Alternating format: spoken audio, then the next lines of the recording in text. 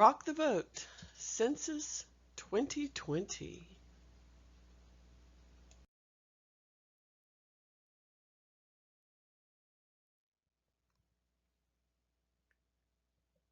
How would you improve your community if it had an extra $1 to $10 million?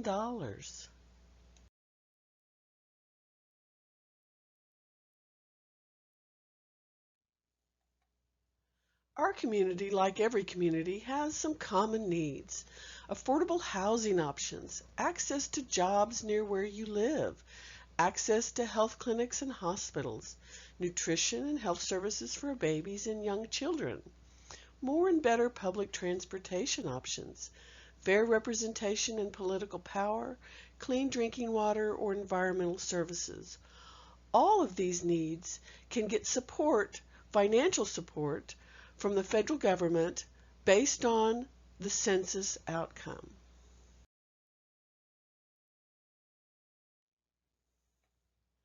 So, what if there was a way for you and your family to increase the amount of money your community gets?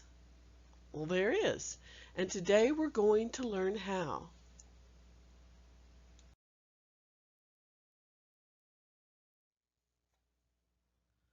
What information do you think businesses and governments use to figure out how much money each state and community will receive? Where do they get that information? Well, they get it from the census because it tells them how many people live here. So they know how much money is needed to provide the public services we want and expect.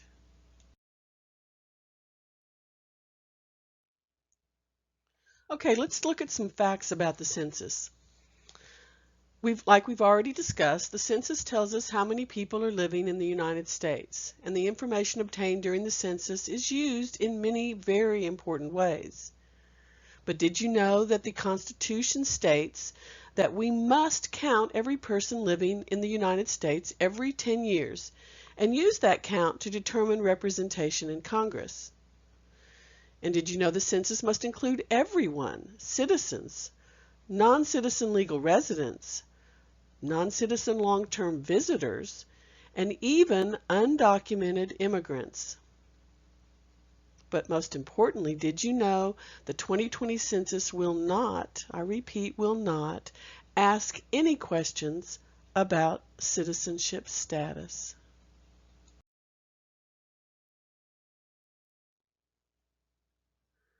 Okay, so let's look at some key terms associated with the census, like the term census, an official count or survey of a population, typically recording various details of the individuals being counted. Then there's undercount. That's when fewer than the actual number of people in the United States is counted in the census. Or overcount, when more than the actual number of people in the United States is counted in the census. Then there's demographics. That's the statistical data relating to the population and particular groups within it, like race, age, state of residency.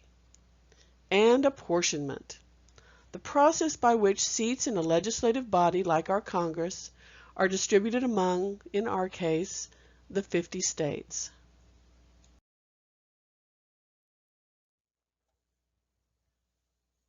Who and what does the census impact? Well, the census impacts you, your family, and the community in two important ways.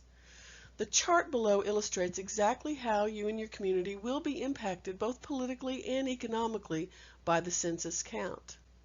Politically, well, the number of congresspersons per state, congressional district maps, state legislature and school board maps are just some examples. Economically, well, 675 billion, that's billion, federal dollars to states per year. That averages out to about $20,000 per person over the 10-year census period. That's on average. Or $100,000 for a family of 5 over 10 years on average.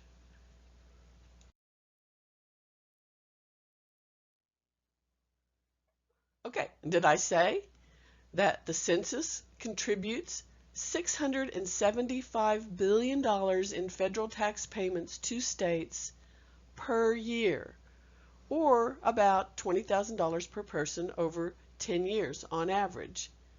So it's very important that every person be counted, because every person is worth $20,000 over the 10-year period.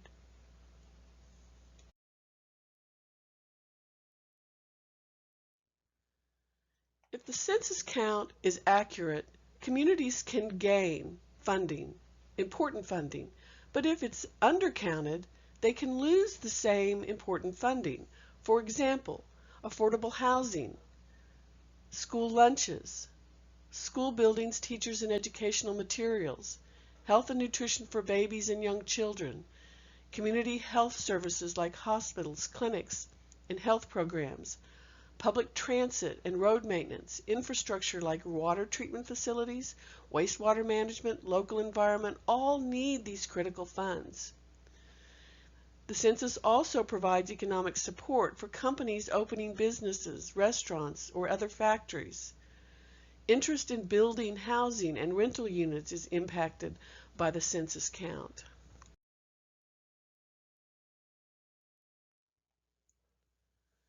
There are also examples of how states suffer losses or gains of political power based on the census. For example, our state could lose a seat in Congress if we were significantly undercounted. Then there's representation in the state legislature, which is also impacted by the census and the legislative districts. School board members for your district, also impacted. Your community's ability to be heard and have its needs met, and political power in general.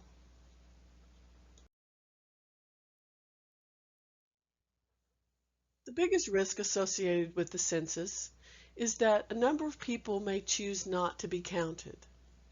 The table below shows how different groups of people were counted in the last census, the one in 2010.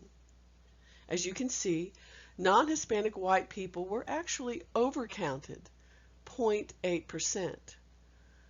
But members of the black community were undercounted, 2.1%. Hispanic, 1.5%. And Native Americans and Alaskans, 4.9%.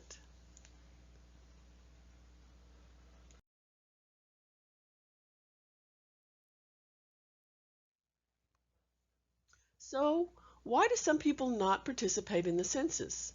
Well, here are some common reasons why. They don't know about it. The forms may be confusing for non-English speakers. They're not sure why the census is all that important. They're not comfortable sharing information about themselves. They're too busy to complete the census form. They may be afraid that ICE, the United States Immigration and Customs Enforcement Agency, will deport them. Maybe they're traveling abroad. Maybe they're homeless. Or they have multiple addresses.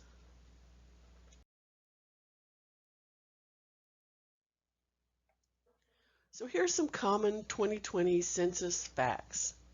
Every household will receive census notification postcard in the mail. Most will arrive in March of 2020. Every household completes one census for the entire household.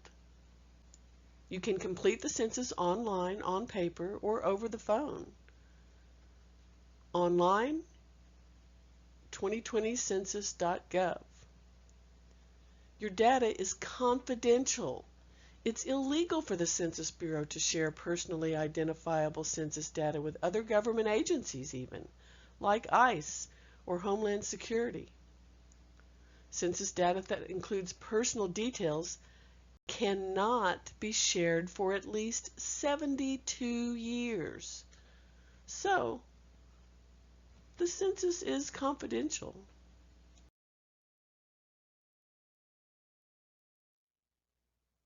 So, please remember, you do count in the 2020 census.